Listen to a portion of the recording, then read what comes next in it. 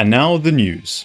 And this week, London fines SUVs for existing, Ferrari's new sunburn machine, and Honda says out with the new and in with the old. London is a city that hates the car. It's the kind of city that looks at the car-free city centres of Ljubljana and Brussels with a hopeful gaze and its stick in its hand. London can't ban the car, but it's making it damn uncomfortable to drive on. The Ultra Low Emission Zone, or ULEZ, already covers London, enforcing fines for any cars that don't meet strict emission standards, to the disdain of its residents. And while you can argue that it's improved air quality and probably traffic too, there's no getting away from the fact that it brings in money, to the tune of £200 million annually. By the end of next year though, it's expected to bring in no £1 million annually, with all cars entering the city expected to be compliant. That leaves a nice big hole in the budget though. Something that needs to be filled. So what argument do we go to whenever we want to fleece people while maintaining the moral high ground? Yes, ladies and gentlemen, think about the children. London is using this time-old argument to propose extra charges on SUVs that enter the capital, citing studies that show that children who get hit by SUVs are 77% likelier to die than those who get hit by a car, compared to 14% of adults. Now, I'm not debating the statistics. When I do studies, I generally don't stand around and push people in front of various modes of transport to see which one does the most damage, although I can state the trains seem to be pretty reliable. What I am questioning is the timing.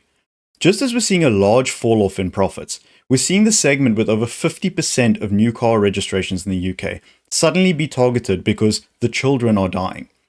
I would like to point out that 59 pedestrians, on average, are killed in London each year.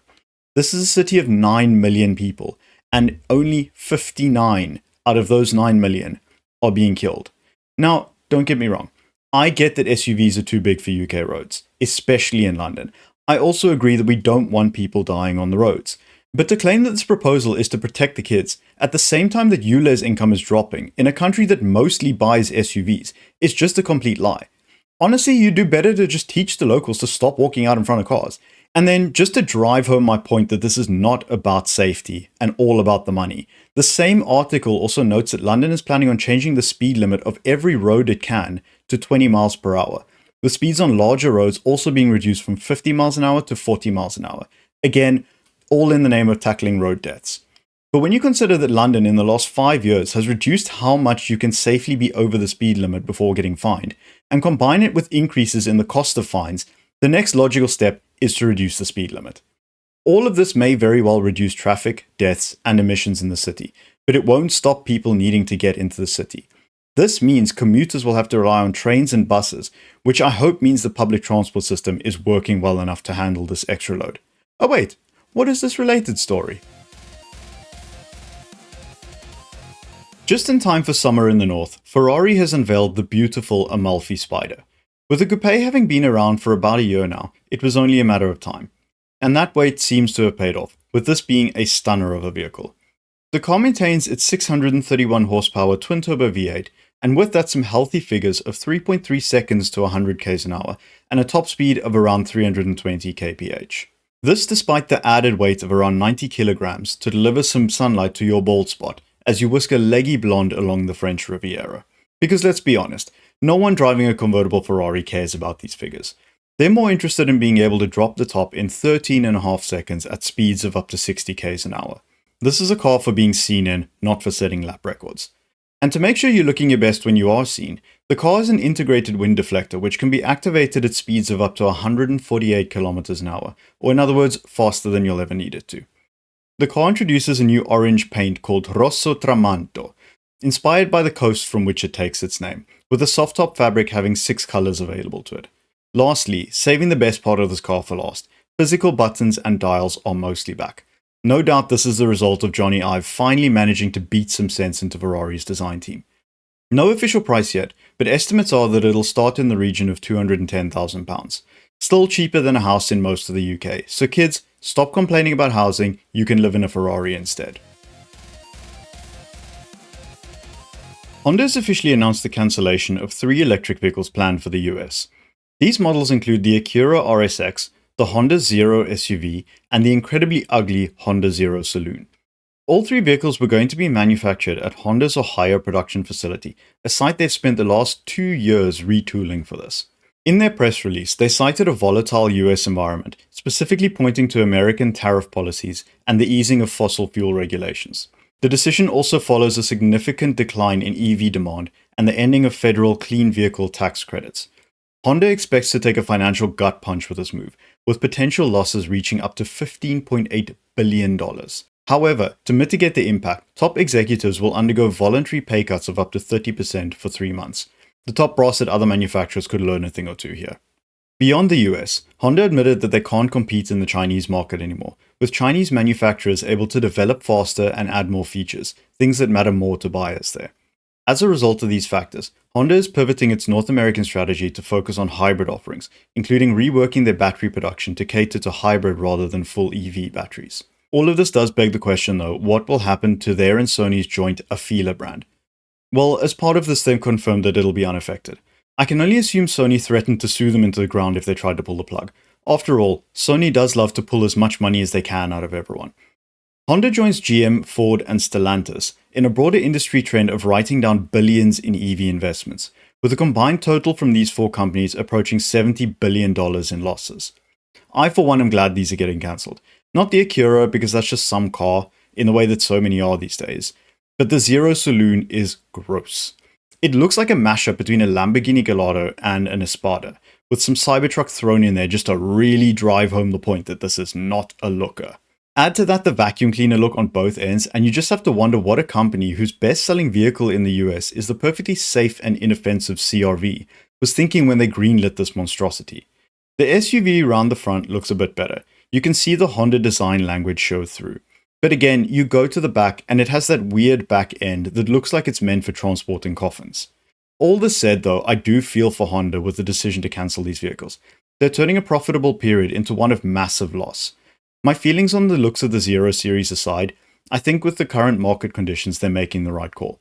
I just hope that whatever replacement they come up with draws from the brilliant designs they've had in decades past, and that these hybrids have VTEC, because 2 AM in the suburbs is just too quiet these days. Honda might be seeing its profits fall through the floor and its EV roadmap in tatters, but much like the One Piece Netflix series, that isn't stopping it from providing a little fan service. On April 1st, Honda Heritage Works will open. This division of Honda will be responsible for providing parts for older Hondas as well as a restoration service. But don't start over-revving your Civic just yet, because at launch they'll only be providing services for the first generation NSX. Eventually, they will cover other what they call sport-type models too. There's a bit of detail to this, so I'm going to break it down, starting with the restoration service. The service will offer 2 options, Basic and Total. Basic will cover restoration on areas that require frequent work, like engines and suspension. Total will be more comprehensive and naturally more expensive. They say it'll be tailored to the condition of each vehicle, but some news outlets say they'll go as far as stripping the car down to the bare metal and restoring from there. One thing to note is that for now, the restoration service is Japan only.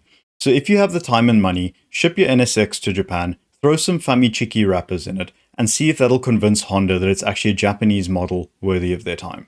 The parts, thankfully, are a different story, with them also being available in the US through Acura dealers. No word on the rest of the world that I could find, but here's hoping. Now, there is a bit of nuance to this too, so just bear with me. They'll have the original parts produced with the same material and methods as they were back in the 90s. These are called heritage reproduction parts. Then there's the parts that just aren't feasible to make in 2026 anymore because they're not woke enough. These new woke parts will use modern materials and production methods, which, bad jokes aside, should mean better quality. In theory, it'll mean they end up fixing points of failure on these older vehicles, like the snap rings on manual NSXs, for example. These are called heritage compatible parts. To me, this is a brilliant move that I think other manufacturers should consider mimicking. It makes sense for both parties, with the customer being able to keep these cars running with genuine parts instead of having to know a guy who knows a guy, and the manufacturer making a car that they last made profit on decades ago start to produce profits for them again. Considering how cars from the last 30 years are in vogue, with a generation of car lovers priced out of modern sports car ownership and disenchanted with cars they can afford, this is a great way to modernize these vehicles and inspire the next generation of car lovers. Well done, Honda. VW Jettas might have a loose ground wire on the transmission, meaning an open circuit which could lead to a fire, with 6 cars having either caught fire or melted connectors so far. Interestingly, the report notes that it was a human error during production. AI has stopped being subtle about taking our jobs now. If you check the optional extra for premium sound on your Volvo EX30, the car wants you to die. Affected vehicles won't remind you to put your seatbelt on, but to be honest, not having an annoying beep sounds more like a solution than a problem. Jeep Wrangler and Grand Cherokee models have self-mutilated, with their battery separators being damaged. This, unsurprisingly, could cause battery damage and the usual result, a fire. Fiat Doblos have been in hiding, but the authorities have finally caught them. Vehicles fitted with a DV5R engine have the same issue that all other Stellantis vehicles do, a fuel leak that leads to a fire, all because someone forgot to tighten a nut properly. No doubt this will be blamed on humans too. Renault Clios have loose nuts. More to the point, a loose ball joint nut could come undone and turn the car in a different direction to the steering wheel. At least it has a 5-star Euro NCAP rating. I just hope the other car in the oncoming lane does too. Born, i.e. Seat, Cupra models have a defective module on the battery. As always, battery problems mean fire, so keep a pack of marshmallows nearby. Hyundai i10 models could have a fuel pump failure. There's no warning, so you could very well be driving and suddenly lose power. No risk of an accident though, given the top speed of an i10 is about 3 miles an hour. Lastly on the battery fire list is the Range Rover and Range Rover Sport. Unlike the other cars here though, this occurs in older Range Rovers. Long story short, the battery might have been damaged during production, so could die quicker. Given these are for models nearly 8 years old though, I'd be surprised if many hadn't replaced their batteries already. How do you know a manufacturer has graduated from new kid on the block to part of the old guard? It gets a recall. Jayco is I think the first Chinese car I've reported a fault on, and given the amount of these things running around Europe right now, it was only a matter of time. The engine could stall because of a dodgy clip on the wiring harness, increasing the risk of a crash. And if this happens in London, not only will you have paid more for driving it, but according to the mayor's office, you'll probably kill a small child too. And of course, here to welcome the new entrant to the club, we have the most decorated member, the Ford Transit. The latest issue to befall this rolling IED is a failure of the power steering. This is due to some cables that may touch the transmission inappropriately, leading to a fire and or a crash. How this van hasn't been flagged as a domestic terrorist yet, I have no idea. And that is the end of the news.